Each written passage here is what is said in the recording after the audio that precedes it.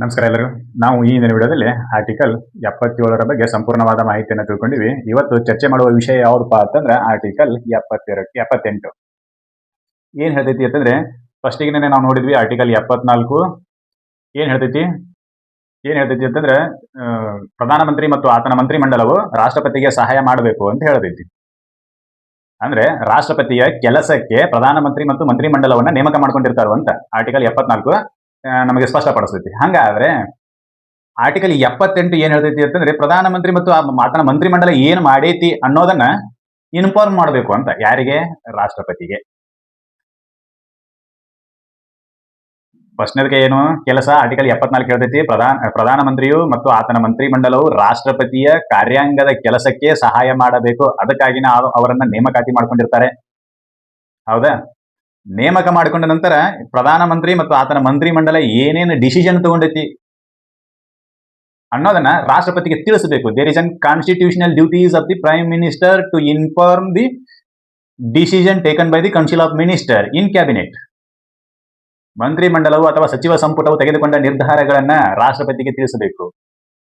ಯಾಕೆ ತಿಳಿಸಬೇಕು, ಏನ್ ಮಾಡಬೇಕು ಅನ್ನೋದು ಆರ್ಟಿಕಲ್ 78 ಸೂಕ್ಷ್ಮವಾಗಿ ಹೇಳ್ತೈತಿ. ಅದೇನ್ ಹೇಳ್ತೈತಿ ಅನ್ನೋದನ್ನ ಇವತ್ತು ಡಿಸ್ಕಷನ್ ಮಾಡೋಣ. ಏನ್ ಹೇಳ್ತೈತಿ ನೋಡೋಣ. Article 78 duties of the prime minister as respect to furnishing the information to the president. ಅಂದ್ರೆ ರಾಷ್ಟ್ರಪತಿಗೆ ಮಾಹಿತಿ ನೀಡುವ ಪ್ರಧಾನಮಂತ್ರಿಯ ಕಾರ್ಯ. ರಾಷ್ಟ್ರಪತಿಗಳಿಗೆ ಮಾಹಿತಿ ನೀಡುವ ಪ್ರಧಾನಮಂತ್ರಿಯ ಕಾರ್ಯದ ಬಗ್ಗೆ ಹೇಳ್ತೈತಿ. ಯಾವ ಯಾವ ಮಾಹಿತಿಗಳನ್ನ ಪ್ರಧಾನಮಂತ್ರಿಗಳು ರಾಷ್ಟ್ರಪತಿಗೆ ತಿಳಿಸಬೇಕು ಅನ್ನೋದನ್ನ ಹೇಳ್ತೈತಿ. ಯಾವುದು? ಆರ್ಟಿಕಲ್ 78. ಆರ್ಟಿಕಲ್ 78ರಲ್ಲಿ 3 ಉಪವಿಧಿಗಳಿದಾವೆ. Article 78A, article 78B, article 78C. ಈ ಮೂರೊಳಗ ಇವತ್ತು ಆರ್ಟಿಕಲ್ 78 ಸಬ್ ಕ್ಲಾಸ್ ಎ ಬಗ್ಗೆ ಡಿಸ್ಕಷನ್ ಮಾಡೋಣ. ಏನ್ ಹೇಳ್ತೈತಿ ನೋಡೋಣ. It shall be the duty of the prime minister. The word is used that shall. It means compulsory. ಇಲ್ಲಿ ಶಾಲ್ ಅಂತಕ್ಕಂಥ ಪದವನ್ನ ಬಳಸಿದ್ದಾರೆ. ಅಂತಂದ್ರೆ ಕಡ್ಡಾಯವಾಗಿ ಪ್ರಧಾನಮಂತ್ರಿಗಳು ಈ ಕೆಲಸವನ್ನ ಮಾಡಬೇಕು. ಯಾವ ಕೆಲಸ? ಅದ್ರಾಗ ಒಂದನೇದು ನೋಡೋಣ. To communicate to the president all decision of the council of ministers relating to the administration of the affairs of the union and proposal for legislature ಅಥವಾ ಲೆಜಿಸ್ಲೇಷನ್. ಏನು? ಆಡಳಿತಕ್ಕೆ ಸಂಬಂಧಿಸಿದಂತೆ, ಕೇಂದ್ರದ ಆಡಳಿತಕ್ಕೆ ಸಂಬಂಧಿಸಿದಂತೆ ಸಚಿವ ಸಂಪುಟವು ತೆಗೆದುಕೊಂಡ ನಿರ್ಧಾರವನ್ನ ರಾಷ್ಟ್ರಪತಿಗೆ ತಿಳಿಸಬೇಕು. ಜೊತೆಗೆ ನಿಮ್ಮ ಮುಂದಿನ ಪ್ರಪೋಸಲ್ ಏನದಾವು ಅವತ್ತನ್ನು ಹೇಳಬೇಕು. ಪ್ರಪೋಸಲ್ ಫಾರ್ ಲೆಜಿಸ್ಲೇಷನ್, ಶಾಸನಕ್ಕೆ ಸಂಬಂಧಿಸಿದಂತೆ ನಿಮ್ಮ ಪ್ರಪೋಸಲ್ಗಳು ಏನದಾವೆ, ನೀವು ಯಾವ ರೀತಿ ಶಾಸನಗಳನ್ನ ತಗೊಂಡು ಬರೋರಿದ್ದೀರಿ ಅನ್ನೋದನ್ನು ಕೂಡ ರಾಷ್ಟ್ರಪತಿಗೆ ತಿಳಿಸಬೇಕು. ಒಂದನೇದೇನು? To communicate to the president all decision of the council of minister relating to the administration of the affairs of the union. ಕೇಂದ್ರದ ಆಡಳಿತಕ್ಕೆ ಸಂಬಂಧಿಸಿದಂತೆ ಕೌನ್ಸಿಲ್ ಆಫ್ ಮಿನಿಸ್ಟರ್ಗಳು ಅಥವಾ ಸಚಿವ ಸಂಪುಟವು ತೆಗೆದುಕೊಂಡ ನಿರ್ಧಾರಗಳನ್ನ ಕಡ್ಡಾಯವಾಗಿ ರಾಷ್ಟ್ರಪತಿಗೆ ತಿಳಿಸಬೇಕು. ಜೊತೆಗೆ ಶಾಸನಕ್ಕೆ ಸಂಬಂಧಿಸಿದಂತೆ ಯಾವುದಾದ್ರೂ ಪ್ರಪೋಸಲ್ಗಳಿದ್ವು ಅಂತಂದ್ರೆ ಅವುಗಳನ್ನು ಕೂಡ ರಾಷ್ಟ್ರಪತಿಗೆ ತಿಳಿಸಬೇಕು. This is the wordings of the constitution. ಇವು ಸಂವಿಧಾನದಲ್ಲಿ ಬರೆದಿರ್ತಕ್ಕಂಥ ಪದಗಳು.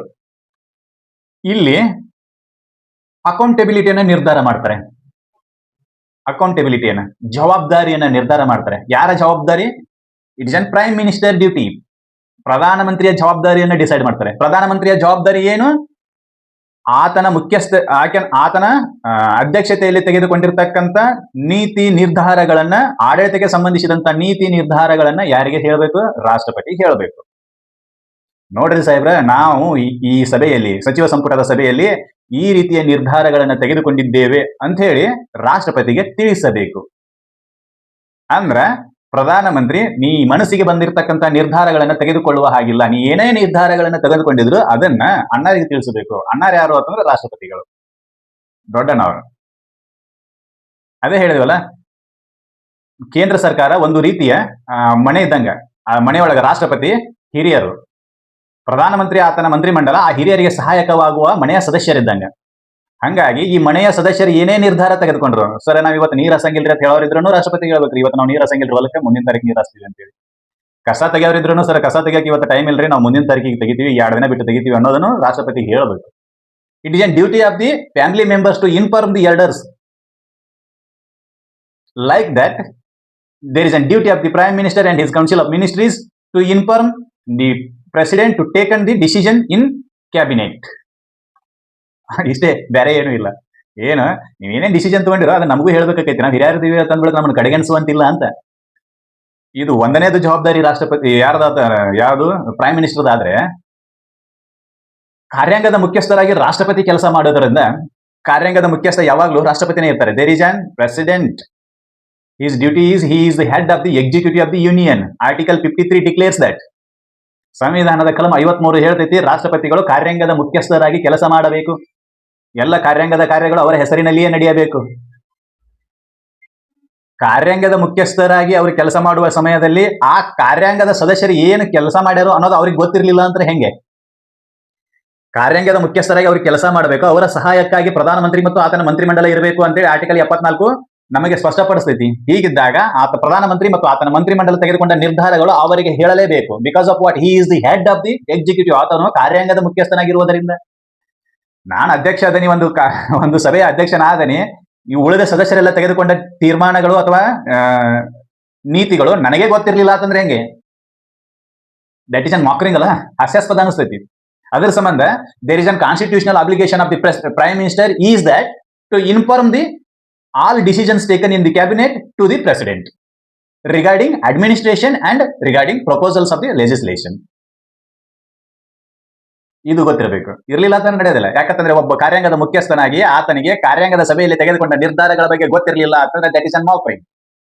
ಅದರ ಸಲುವಾಗಿ ಪ್ರಧಾನಮಂತ್ರಿಗೆ ಸಂವಿಧಾನವೇ ಜವಾಬ್ದಾರಿ ಹೊರಿಸಿಬಿಡ್ತೈತಿ. ಏನಂತೇಳಿ ನೀನ್ ಕಂಪಲ್ಸರಿ ಅವರಿಗೆ ಇನ್ಫಾರ್ಮ್ ಮಾಡಬೇಕು, ಏನೇ ಡಿಸಿಷನ್ ತಗೊಂಡಿದ್ರು. ಇಲ್ಲ ಸರ್, ರಾಷ್ಟ್ರಪತಿಗೆ ಎಲ್ಲ ಕೆಲಸ ನಾವು ಮಾಡೋರು, ರಾಷ್ಟ್ರಪತಿಗೆ ನಾ ಯಾಕೆ ಇನ್ಫಾರ್ಮ್ ಮಾಡ್ಲಿ ಅಂತೇಳಿ ಅಂದ್ರಿ ಸಿಚುವೇಶನ್ ಬೇರೆ ಆಗ್ತೈತಿ. What is the consequences if the prime minister fails to comply the article 78? ಒಂದು ವೇಳೆ ಪ್ರಧಾನಮಂತ್ರಿ ಆರ್ಟಿಕಲ್ 78ಕ್ಕೆ ಸಂಬಂಧಿಸಿದಂತೆ ನಡೆದುಕೊಳ್ಳದಿದ್ದರೆ ಏನಾಕೈತಿ? What will happen? What is the consequences? ಪರಿಣಾಮಗಳೇನು ಅಂತ ಕೇಳಿದ್ರೆ, ಎರಡು ಪ್ರತಿಷ್ಠಿತ ಹುದ್ದೆಗಳ ನಡುವೆ ಏನಾಕೈತಿ? ಜಗಳ ಸ್ಟಾರ್ಟ್ ಆಕೈತಿ. ಎರಡು ಪ್ರತಿಷ್ಠಿತ ಹುದ್ದೆಗಳು ಯಾವ್ಯಾವು? ಒಂದನೇದು ರಾಷ್ಟ್ರಪತಿ, ಎರಡನೇದು ಪ್ರಧಾನಮಂತ್ರಿ. ಪ್ರಧಾನಮಂತ್ರಿಯ ಏನು ಸಂವಿಧಾನಾತ್ಮಕ ಜವಾಬ್ದಾರಿ ಏನೋ, ಯಾವುದೇ ಡಿಸಿಷನ್ಗಳನ್ನು ತೆಗೆದುಕೊಂಡಿದ್ರೆ ಅದನ್ನ ರಾಷ್ಟ್ರಪತಿಗೆ ತಿಳಿಸಬೇಕು. ಇಲ್ಲಿ ತಿಳಿಸದಿದ್ರೆ there is an conflict between the powerful posts. ಅಲ್ಲಿ ಜಗಳ ಸ್ಟಾರ್ಟ್ ಆಯ್ತು ಅಂತಂದ್ರೆ ಅದು ಒಂದ್ಸಲ ಬೀದಿಗೆ ಬರಬೇಕು. ಬೀದಿಗೆ ಬತ್ತು ಅಂತಂದ್ರೆ ಏನಕತಿ? ಇದನ್ನ ಕಾಯ್ತಿರ್ತಾರ ಅಪೋಸಿಷನ್ ಅವ್ರು. ಏನಕತಿ?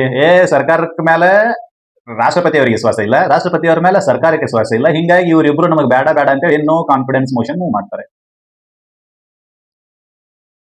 ಅವಿಶ್ವಾಸ ಮತಕ್ಕೆ ಹಾಕ್ತಾರೆ. ಆವಾಗ ಗೌರ್ಮೆಂಟ್ ಏನಾದ್ರೂ ಅವಿಶ್ವಾಸ ಮತದಲ್ಲಿ ಫೇಲ್ ಆಯ್ತು ಅಂತಂದ್ರೆ ರಾಜೀನಾಮೆ ಕೊಟ್ಟು ಮನೆಗೆ ಹೋಗ್ಬೇಕಾಗತ್ತೆ. There is an single mistake. If the prime minister is committed, then he gone to nullify. ಉಪಯೋಗನೇ ಇಲ್ದಂಗೆ ಆಗ್ಬಿಡ್ಬೇಕು. ಹೌದಾ? ಅದಕ್ಕೆ ಅವ್ರು ಏನ್ ಮಾಡ್ತಾರೆ ಅಂತಾರೆ, ಮೇಜರ್ ಡಿಸಿಷನ್ಗಳನ್ನ ಹೇಳ್ತಿರ್ತಾರೆ. ಒಂದು. ಎರಡನೇದ್ದು, ಏನಾದ್ರೂ ತಪ್ಪುಗಳು, ಇವರು ಡಿಸಿಷನ್ ತಗೊಂಡದ್ರೊಳಗೆ ಏನಾದ್ರೂ ತಪ್ಪುಗಳಿದ್ದು ಅಂತಂದ್ರೆ ರಾಷ್ಟ್ರಪತಿ ಅಡ್ವೈಸ್ ಕೊಡಬಹುದು. Advisory power of the president will help to government if any mistakes in that decision. ಈಗ ರಾಷ್ಟ್ರಪತಿಗೆ ನೀವು ತಗೊಂಡಿರ್ತಕ್ಕಂಥ ತೀರ್ಮಾನಗಳನ್ನ ಎದಕ್ಕೆ ಹೇಳ್ಬೇಕು ಅಂತಂದ್ರೆ, ಕೆಲವೊಂದಿಷ್ಟು ಟೈಮ್ ಬಹಳ ಮಂದಿ ಭಟ್ರು ಕೂಡ ಅಡಿಗೆ ಕೆಡಿಸ್ತಾರೆ. ಇವರೆಲ್ಲ ಶಾಣ್ಯರು ಕೂಡ ಏನು ಡಿಸಿಷನ್ ತಗೊಂಡಿರ್ತಾರಲ್ಲ, ಅದ್ರ ಕೆಲವೊಂದಿಷ್ಟು ತಪ್ಪುಗಳನ್ನು ಇರಬಹುದು. ಅದನ್ನ ಸರಿಪಡಿಸೋ ಸಲುವಾಗಿ ರಾಷ್ಟ್ರಪತಿ ಕೇಳ್ತಾರೆ, ಏನಾರ ಡಿಸಿಷನ್ ಅಂತದ್ದು ತಪ್ಪು ತಗೊಂಡಿದ್ರಿ ಅಂತಂದ್ರೆ ಬರ್ರಿ ನಾಟ್ ಕರೆಕ್ಟ್ ಮಾಡ್ತೀನಿ ಅಂತ ಹೇಳಿ. ಹೌದಲ್ಲ? ಅದ್ರ ಸಲುವಾಗಿ ಕೇಳ್ತಾರೆ. ಯಾಕಂತಂದ್ರೆ ಅಲ್ಟಿಮೇಟ್ ಹೆಸರು ಕೇಳೋದು ಯಾರ್ದು? ರಾಷ್ಟ್ರಪತಿ. ಯಾಕೆ? ರಾಷ್ಟ್ರಪತಿನೇ ಕಾರ್ಯಾಂಗದ ಮುಖ್ಯಸ್ಥ. ರಾಷ್ಟ್ರಪತಿಗೆ ಸಹಾಯ ಮಾಡಕ್ಕನೆ ಇವರು ಪ್ರಧಾನಮಂತ್ರಿ ಮತ್ತು ಮಂತ್ರಿಮಂಡಲದವರು ಇರ್ತಾರೆ. ಈ ರೀತಿ ಇನ್ಫಾರ್ಮೇಶನ್ ಅನ್ನು ಕೊಡೋದ್ರಿಂದ ಬ್ಯಾಲೆನ್ಸ್ ಕ್ರಿಯೇಟ್ ಆಗ್ತಿದೆ. There is an balance between the two power houses. ಒಂದು ರಾಷ್ಟ್ರಪತಿ, ಇನ್ನೊಂದು ಪ್ರಧಾನಮಂತ್ರಿ. ಇವೆರಡರ ಶಕ್ತಿ ಕೇಂದ್ರದ ನಡುವೆ ಬ್ಯಾಲೆನ್ಸ್, ಸಮತೋಲನವನ್ನು ಉಂಟು ಮಾಡ್ತೈತಿ. ಇಫ್ ಒಂದು ವೇಳೆ suppose prime minister is fails to comply the article 78, then there is an conflict between the two power houses. ಒಂದು ವೇಳೆ ರಾಷ್ಟ್ರಪತಿಗೆ ಮಾಹಿತಿ ನೀಡುವುದರಲ್ಲಿ ಪ್ರಧಾನಮಂತ್ರಿಗಳೇನಾದ್ರೂ ಎಡವಿದ್ರೆ ಜಗಳ ಸ್ಟಾರ್ಟ್. ಎರಡು ಶಕ್ತಿ ಕೇಂದ್ರಗಳ ನಡುವೆ ಜಗಳ ಸ್ಟಾರ್ಟ್ ಆಗ್ತದೆ.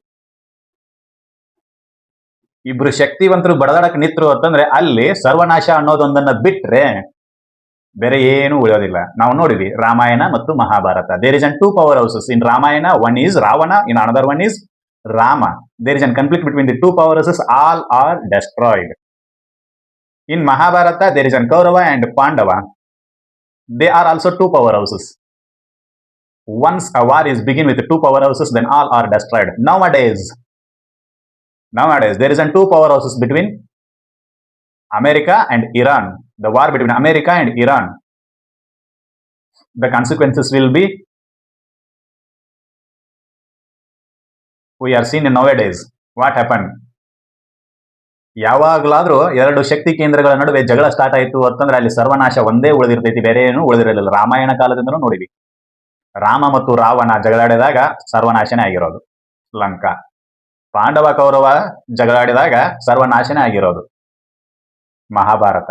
ಈಗ ಸದ್ಯಕ್ಕೂ ನೋಡಾಕತ್ತೀವಿ ಅಮೆರಿಕ ಇರಾನದ ನಡವರ್ಕ ಜಗಳ ನಡೆಯಕತೈತಿ, ಇಡೀ ಜಗತ್ತು ಅದನ್ನ ಅನುಭವಿಸಾಕತೈತಿ. ಹೌದಾ? Because of what?